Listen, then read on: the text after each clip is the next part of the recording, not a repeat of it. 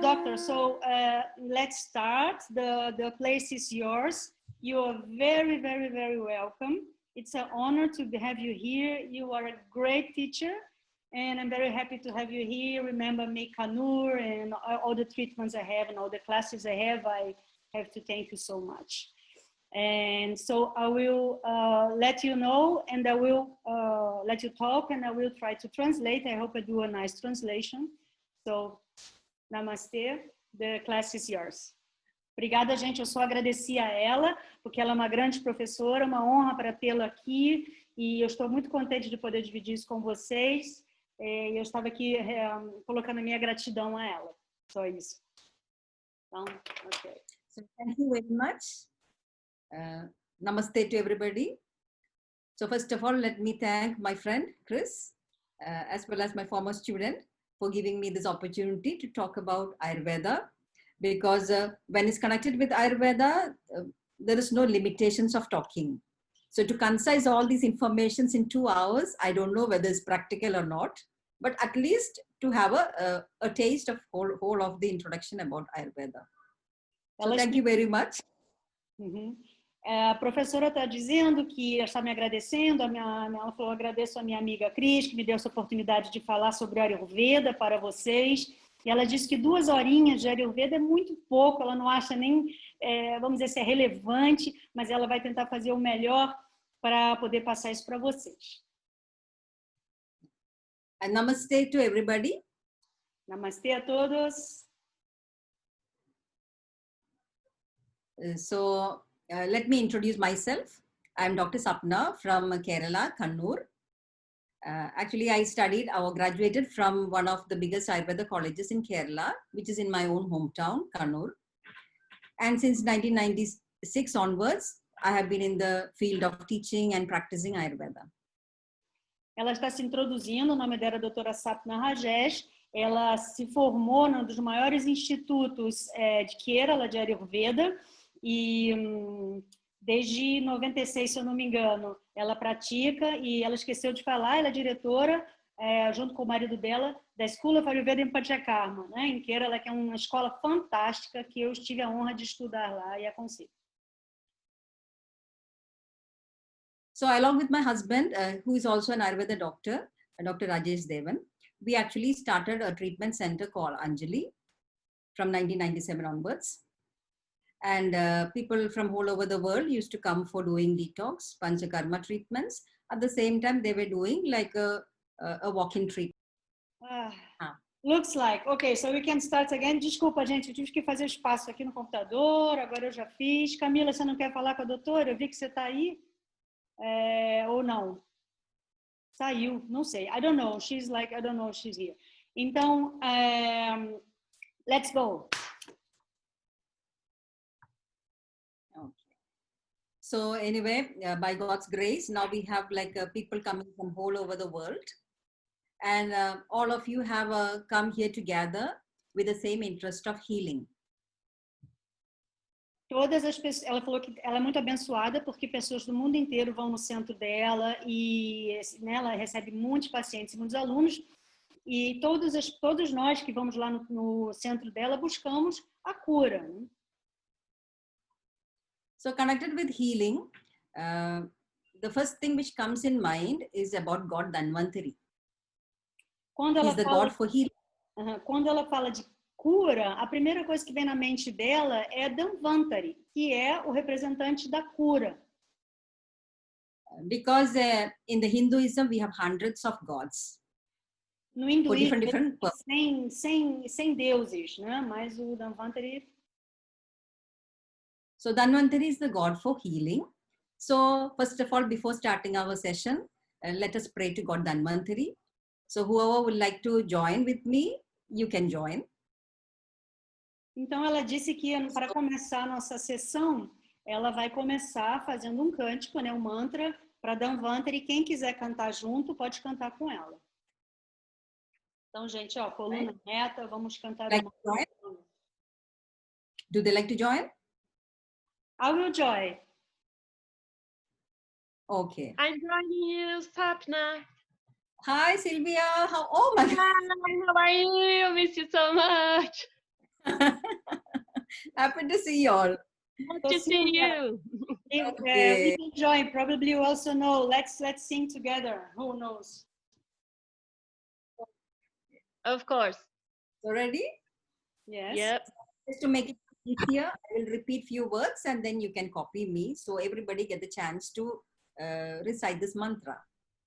Ela está dizendo, You gente, don't que have- ela vai cantar o mantra linha por linha para vocês aprenderem e cada um poder também cantar junto com ela, tá? Então ela vai cantar uma linhazinha e aí a gente vai repetindo com ela para vocês aprenderem, tá? I think most of you might have known this is God Dhanvantari, right? Ela está falando que ela acha que a maioria das pessoas já viram talvez essa imagem. Esse é o deus do Ayurveda, né? O Dhanvantari. Okay, so you can take a deep inhalation and then relax, Inala right? profundamente e relax. So we begin. Om Namo. And you can repeat. Om Namo Bhagavate Bhagavate Vasudevaya Vasudevaya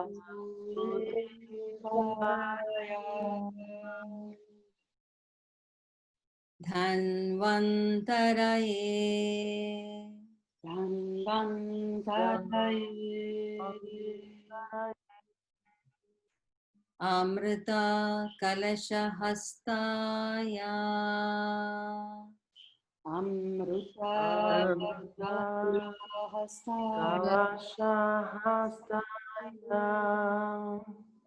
Sarvamaya Vinashaya Sarvamaya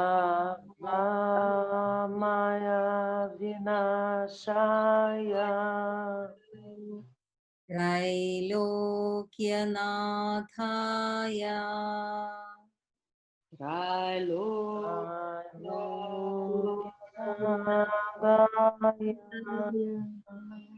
Bhagavate Namaha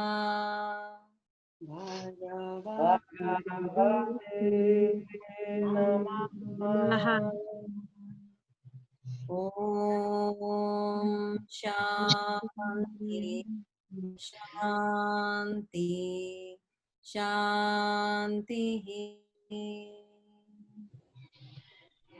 Om Shanti Shanti Shanti.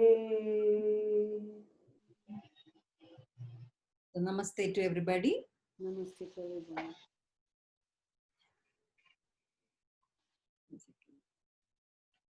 Okay.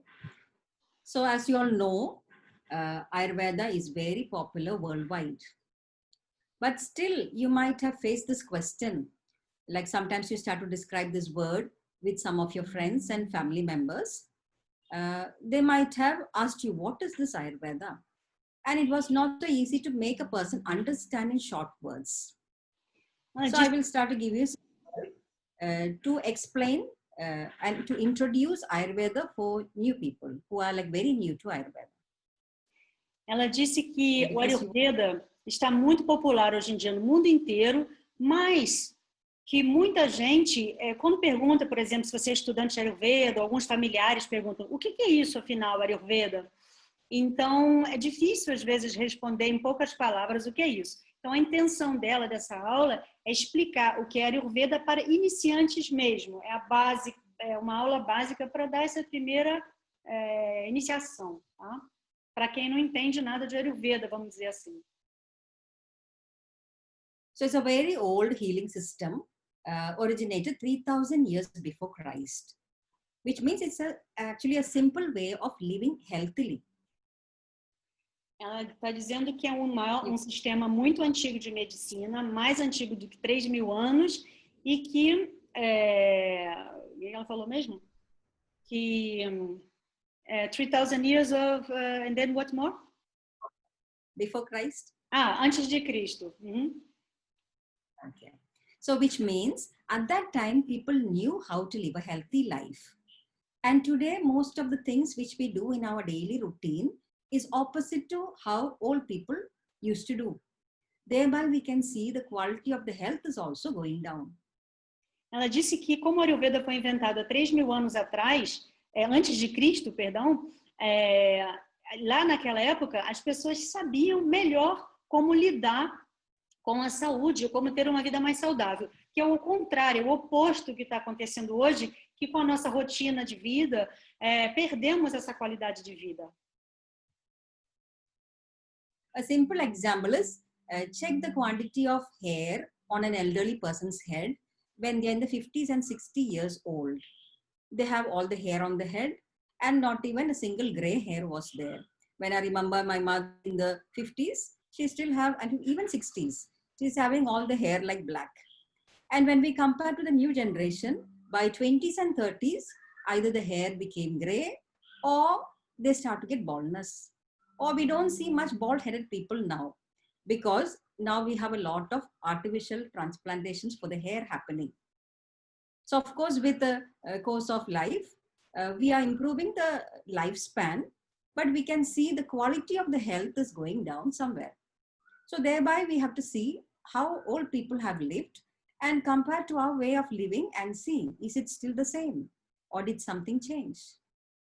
Sorry, it's too long to translate. Okay, I will try to do my best.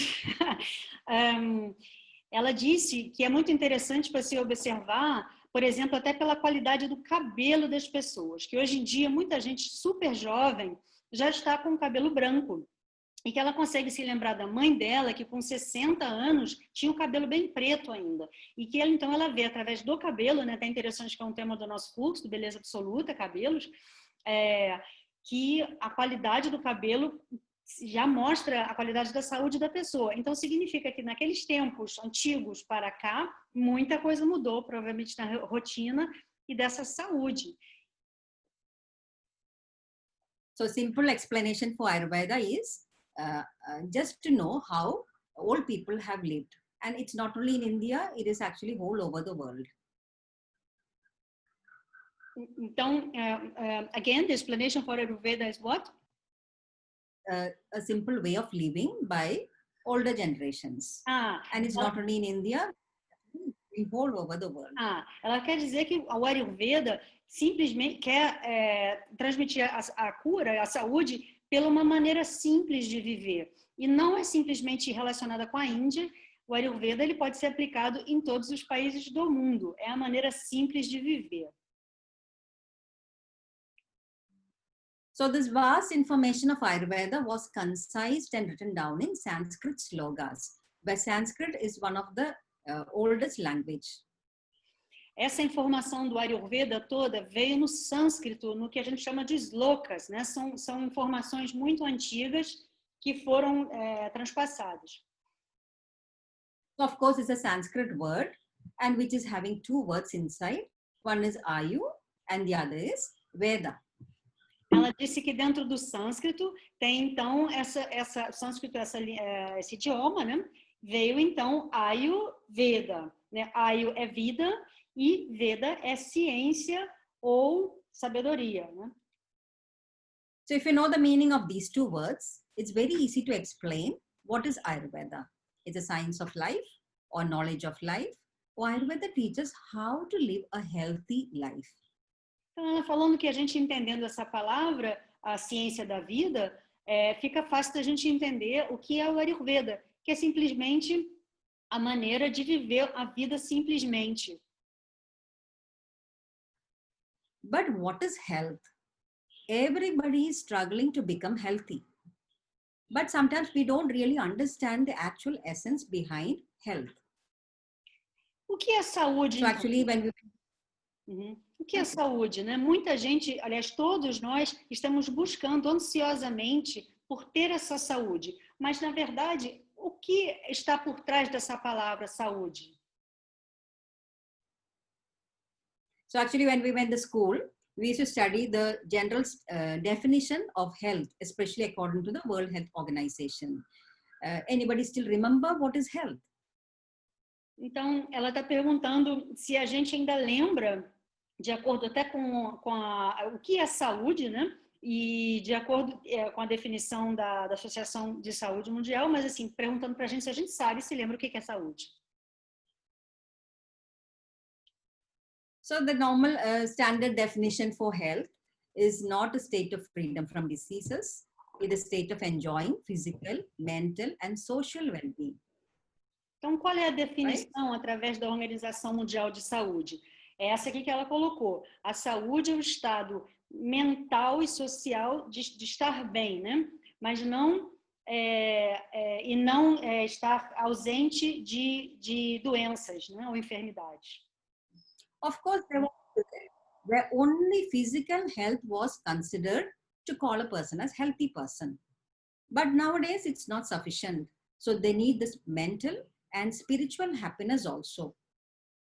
Ela diz que essa definição, quando a gente fala só do estado físico, ela não acha que não é suficiente, porque nós precisamos também ter a saúde espiritual e mental. But when we study Ayurveda, we can see this definition is still incomplete. And Ayurveda is one of the old which has defined health very comprehensively. Ela acredita que essa definição é incompleta, né? Porque se está dizendo que a saúde é um estado físico, mental e social, ela acha que ainda está incompleta. So health according to Ayurveda is the health of the body, mind, soul, as well as sense organs. A saúde and the sense organs are through which we perceive our senses, like the eyes, ears, nose, tongue, as well as skin. A saúde, de acordo com a Ayurveda, vai mais além do que aquela definição que ela mostrou anteriormente. A saúde, de acordo com a Ayurveda, ela está relacionada com o corpo, com a mente, com a alma, mas também com os órgãos, com os sentidos, tá? O que nós vimos, o que nós ouvimos e tal. So when you're comparing to the WHO definition of health, you can see what is extra here is the health of the sense organs. Ela está dizendo que é extra aqui, principalmente os sentidos, né? Os órgãos dos sentidos. But we can see these sense organs are actually part of our body. We can just tell health of the body, mind and soul. But we see in our definition of health, we have described sense organs separate. So what should we understand from this? So whole Ayurveda is about interpretations. So for the time being, we have to understand they are very, very important parts of the body. But how it is important, you will understand when you go to all the basic concepts of Ayurveda. Ela disse que é muito interessante porque que nós separamos os sentidos dessa definição ou do corpo, mente e alma, né? E ela disse que isso nós vamos compreender quando ela começar a explicar o conceito básico do Ayurveda, que é extremamente importante essa parte, né? Que ela vai mostrar agora nesse próximo slide. So that is why, according to Ayurvedic criteria, it is not so easy to find perfectly healthy bodies nowadays, because at least one of the sense organ is going to be weak. Não é tão fácil de encontrar um corpo relativamente saudável hoje em dia, porque, de acordo com a Ayurveda, nós temos que ter todos esses sentidos funcionando bem, né? No caso aqui, ela está escrito olhos, né, relacionado com a visão, os ouvidos relacionados com a escuta, o olfato, a língua com o sabor e a pele com o toque. Aí já entramos bastante, né, no nosso tema. For example, when you look all over the world, you can see plenty of people now depending on glasses to read. If they take out the glass, some of them, they're not able to see completely. According to the modern perspective, it is not a big disease to wear glasses. But according to Ayurveda, the body is giving us signals telling there is some imbalances happening inside. So the more we balance our health internally, gradually the vision will become in good condition. Especially when we look our grandparents. I remember my grandmother was reading things in her last part of her life without any glasses. But now when we look the kids kindergarten children, most of them, they are actually wearing glasses. Something has gone wrong somewhere. Ela está complementando que muita gente hoje em dia, por exemplo, usa óculos. E que ela lembra da avó dela, que nunca precisou de óculos. E hoje em dia, muitas crianças precisam de óculos. Então, alguma coisa modificou de um tempo para trás para cá, que os nossos sentidos estão mais prejudicados. E é difícil encontrar uma pessoa que tenha todos esses sentidos em bom funcionamento. And few people started to get problems in the ears. So gradually with age, they start to lose their hearing. Even they start to hear bells ringing in the ears, or sometimes there is people's voices heard in the ears. And which is actually where the body is telling, please start taking care of my inside health. E hoje em dia também, muita gente está começando a perder a audição de acordo com os anos, né? Que é muito comum. Então, isso significa que tem alguma coisa acontecendo errada na saúde ou no estilo de vida das pessoas, porque isso está virando cada vez mais comum. E antigamente não era assim. Talking about the nose, of course, we have only one nose, supposed to be in the middle of the face. But now we see, for few people, the nose is getting bent to one side.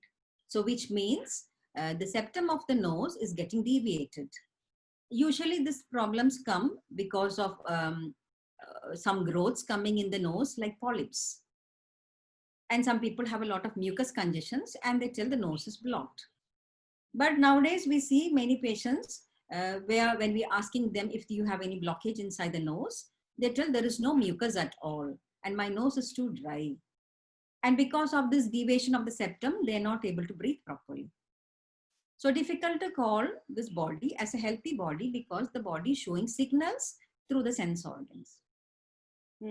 Ela está dando mais um exemplo, então, né? Ela seguiu primeiro com a visão, depois com a audição, e no nariz ela está complementando que muitos pacientes dela chegam com ou com excesso, ou com excesso de muco, ou com o nariz muito seco. Então, as pessoas que têm esse problema também, o nariz começa a ficar torto e significa que a pessoa não está respirando apropriadamente. Então, ela não pode considerar esse corpo saudável. Se o corpo está saudável, mas o nariz está torto por um lado e ele não consegue respirar naturalmente, perfeitamente, então não está completamente saudável. One set of people is like losing their smell, whereas another set of people are getting hypersensitive to smell. And they start to get all sorts of allergies in the nose now. Muita gente está começando a ganhar alergias porque estão extremamente sensíveis pelos cheiros e talvez os cheiros novos, né, que nós temos, ou químicos. Então, muita gente está ganhando alergias novas que não existiam antes. Now, talking about the tongue, of course, again, we have only one tongue. So when we put the tongue outside, supposed to be pointing straight. But few people, now we see the tongue is shifted to one side. Maybe because of the selfie fashion, where they put the tongue on the one side and take all the pictures regularly, and thereby the tongue is pointing to one side. Agora ela está falando da língua e ela diz que normalmente a nossa língua, quando a gente bota para fora, ela tem que ficar pontualmente reta. Mas eu não sei se eu entendi a brincadeira dela, mas ela disse talvez seja por essa quantidade de selfie. You mean the really selfie, the pictures? Like this or like this? By putting the tongue on the one side, right? Ela diz que as pessoas estão colocando a língua para um lado ou para outro lado. And the tongue is supposed to be the moistest surface because even thinking about food, we start to get salivation in the mouth. So the surface of the tongue is supposed to be very plump. But nowadays, one of the main complaints for the tongue is dryness. And the tongue is cracking. You see the imprints of the teeth on the sides. Even darkish pigmentation coming, and gradually they're losing the sense of taste. E agora falando da língua especialmente, ela diz que qual a função da língua? É hidratar, né? Umedecer, vamos dizer assim, a comida para preparar para a digestão. Mas o que está acontecendo hoje em dia? Secura. As pessoas estão com secura muito forte e a língua fica cracked, né? Fica quebradiça, aquela língua marcada. E isso acaba atingindo também o sabor, né? O paladar.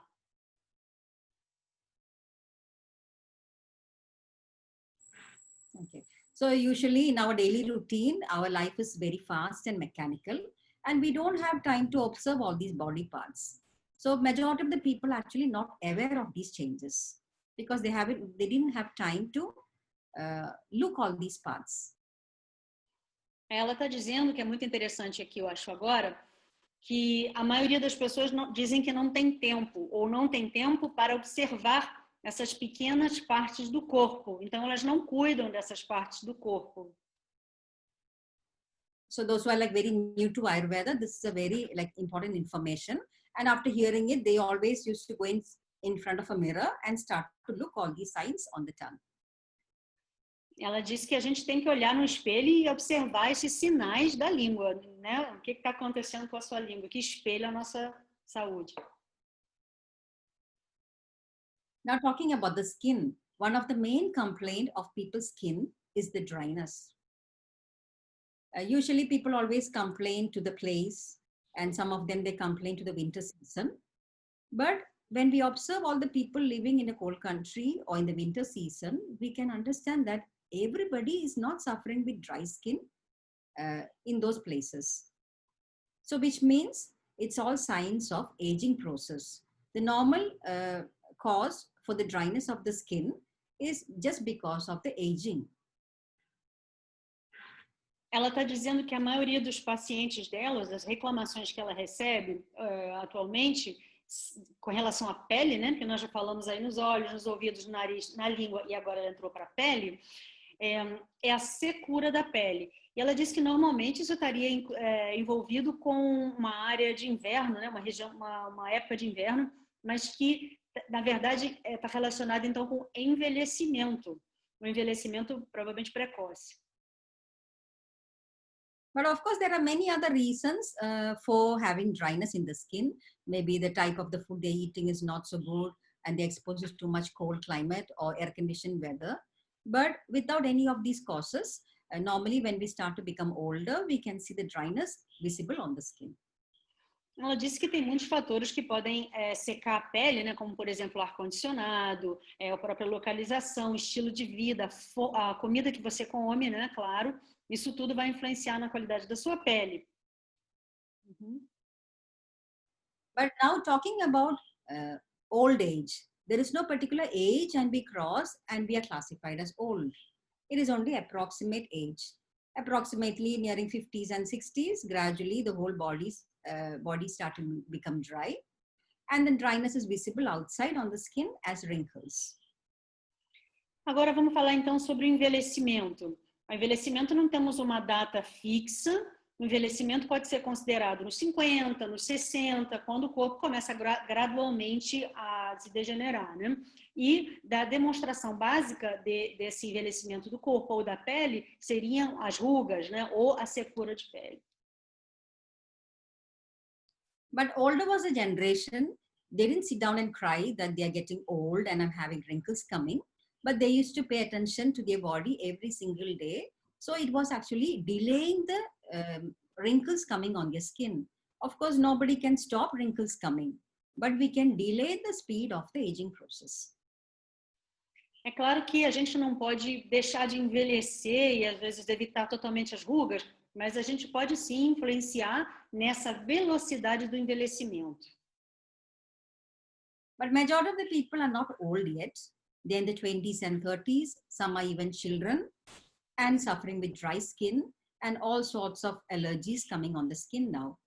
So we have to stop complaining the place and the environment. So start understanding our body internally and start helping to balance it. Thereby we can see the changes coming on the skin. Ela está dizendo que tem muita gente com 20, com 30 anos que já está mostrando sinais de envelhecimento de pele, principalmente secura. E as pessoas sempre colocam essa culpa no ambiente, né? Por isso que ela falou também aquilo do pessoal que mora em zonas de inverno. Então, nós temos que parar de colocar a culpa no ambiente ou no lugar que a gente mora e prestar atenção em nosso interior, o que está acontecendo para que essa pele se torne seca e envelhecida precocemente. So that is why the health of the sense organs are the reflection of the inside health of the body. So according to Ayurvedic criteria, to call a person as healthy person, they need to have healthy sense organs also, which is very simple and logical information. Of course, when we want to classify our body as healthy, all the sense organs which we have externally also should be healthy. So do you consider it is a very logical information or not? Yes. Ela está dizendo que essa informação para ela parece muito lógica e muito simples, né? Que para uma pessoa, então, né, resumindo isso tudo que ela explicou para a gente, ser saudável, ela tem que estar com esses órgãos dos sentidos funcionando bem. E isso é a base da saúde do Ayurveda.